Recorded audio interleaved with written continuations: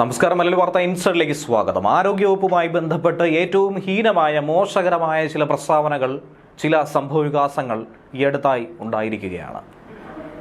എന്നാൽ എന്തുകൊണ്ട് ഇതൊന്നും പരിഹരിക്കുന്നില്ല? എന്താണ് ഇതൊക്കെ കീറാമുട്ടിയായി തന്നെ അവശേഷിക്കുന്നതിന് കാരണം? ഇങ്ങനെയുള്ള ചോദ്യങ്ങൾ ഉരുത്തിരിഞ്ഞു വന്നുകൊണ്ടിരിക്കുമ്പോൾ കഴിഞ്ഞ ദിവസം ഒരു ദാരുണ സംഭവമുണ്ടായി. ഒരു സാധാരണ വീട്ടമ്മയ്ക്ക് ജീവൻ നഷ്ടമായ സംഭവം ഉണ്ടായിട്ട് പോലും കേരളത്തിൻ്റെ മുഖ്യമന്ത്രി പിണറായി വിജയൻ വിദഗ്ധ ചികിത്സയ്ക്ക് കേരളത്തെയോ നമ്മുടെ രാജ്യത്തെയോ അല്ല ആശ്രയിക്കുന്നത്, അമേരിക്കയെ തന്നെയാണ്.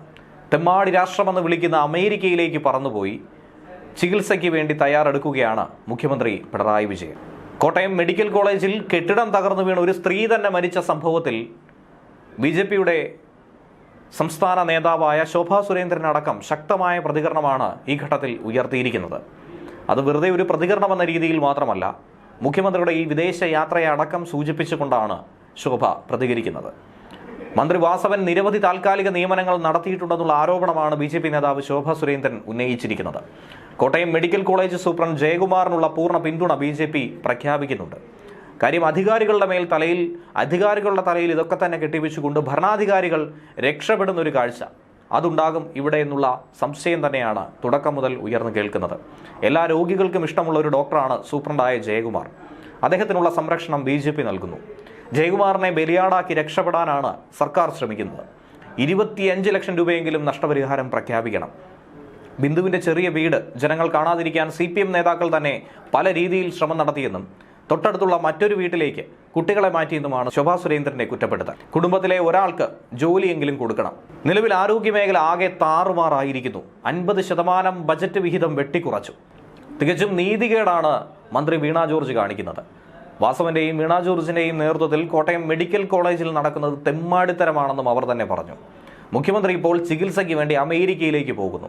അതിനെ സംബന്ധിച്ചുള്ള കനത്ത വിമർശനമാണ് ശോഭാ സുരേന്ദ്രൻ ഉന്നയിച്ചിരിക്കുന്നത്.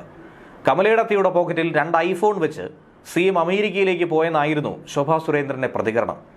ചികിത്സയുടെ ഭാഗമായിട്ടാണ് മുഖ്യമന്ത്രി പിണറായി വിജയൻ അമേരിക്കയിലേക്ക് എത്തിയത്. ഇന്ന് അർദ്ധരാത്രിയോടെ ദുബായ് വഴിയാണ് അദ്ദേഹം അമേരിക്കയിലേക്ക് യാത്ര തിരിക്കുന്നത്.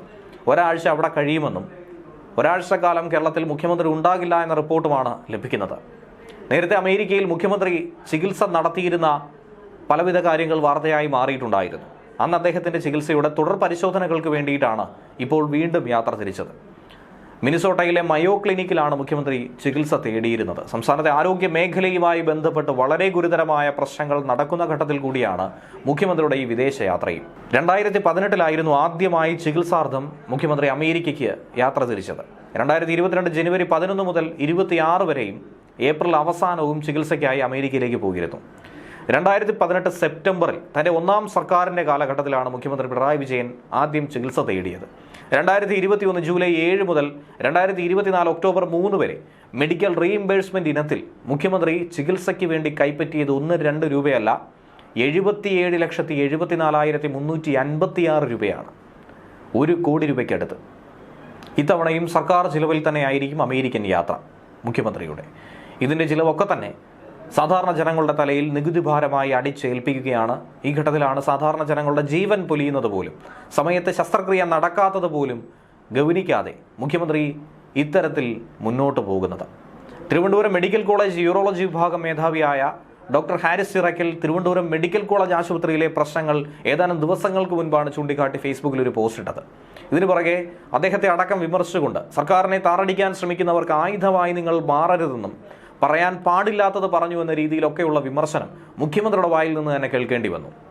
നിരവധി പ്രശ്നങ്ങൾ ഉരുത്തിരിഞ്ഞു വന്നിരുന്നു. ആരോഗ്യമേഖലയിൽ ഉണ്ടായിരിക്കുന്ന വിഷയങ്ങൾ ഏറെ ചർച്ചയായി മാറിയിരുന്നു. അതിനിടയിൽ തന്നെയാണ് കോട്ടയം മെഡിക്കൽ കോളേജിലെ കെട്ടിടം തന്നെ തകർന്നു വീണ് ഒരു പാവപ്പെട്ട സ്ത്രീ മരണപ്പെട്ടത്. അതോടെയാണ് വിവാദം ആളിക്കത്തിയത്. ആരോഗ്യമന്ത്രി വീണ ജോർജ് രാജിവെക്കണമെന്ന് ആവശ്യപ്പെട്ടുകൊണ്ട് സംസ്ഥാന വ്യാപകമായി പ്രതിഷേധം നടത്തുന്നു കോൺഗ്രസ്, BJP സംഘടനകളൊക്കെ തന്നെ. സംഭവം നടക്കുമ്പോൾ ജില്ലാതല വികസന സമിതി യോഗത്തിൽ പങ്കെടുക്കാനായി മുഖ്യമന്ത്രി അടക്കം കോട്ടയത്തുണ്ടായിരുന്നു. അവിടെ നിന്നാണ് മുഖ്യമന്ത്രി മെഡിക്കൽ കോളേജിലേക്ക് എത്തിയത്. മെഡിക്കൽ കോളേജ് കെട്ടിടം തന്നെ തകർന്ന ഒരു സ്ത്രീ മരണപ്പെട്ടിരിക്കുന്നു. അപ്പോൾ ആശുപത്രിയിലെത്തുന്ന രോഗികൾക്ക് പോലും ഒരു സുരക്ഷയില്ല എന്ന ചോദ്യം ഏറെ ശക്തമായി ഉയരുന്നുണ്ട്. എന്തായിരുന്നാലും ഈ സംഭവത്തിൽ ഒരു പ്രതികരണം ഇന്ന് മുഖ്യമന്ത്രി പങ്കുവച്ചിട്ടുണ്ട്. കോട്ടയം മെഡിക്കൽ കോളേജിൽ ഉണ്ടായതുപോലുള്ള ദൗർഭാഗ്യകരവും വേദനാജനകവുമായ അപകടങ്ങൾ ആവർത്തിക്കാതിരിക്കാനുള്ള എല്ലാ മുൻകരുതലും സർക്കാർ ശക്തിപ്പെടുത്തുമെന്നാണ് മുഖ്യമന്ത്രി പറയുന്നത്. മരണപ്പെട്ട ബിന്ദുവിൻ്റെ കുടുംബാംഗങ്ങൾക്ക് ഉചിതമായ സഹായം കൊടുക്കും. അവരുടെ ദുഃഖത്തിൽ പങ്കുചേരുന്നെന്നും സർക്കാരിൻ്റെ സഹായവും പിന്തുണയും അവർക്കുണ്ടാകുമെന്നുമാണ് മുഖ്യമന്ത്രിയുടെ വാക്ക്. ആരോഗ്യമേഖലയെ കൂടുതൽ കരുത്തോടെ സർക്കാർ മുന്നോട്ട് കൊണ്ടുപോകുമെന്ന് മുഖ്യമന്ത്രി പറയുന്നുണ്ട്. ഒരു വാർത്താക്കുറിപ്പിറക്കിയാണ് മുഖ്യമന്ത്രി ഇക്കാര്യം പറഞ്ഞിരിക്കുന്നത്. ഇതെങ്കിലും പറഞ്ഞല്ലോ എന്നുള്ളതാണ് ഏറെ ആശ്വാസകരമായ കാര്യമായി പലരും ചൂണ്ടിക്കാണിക്കുന്നത്.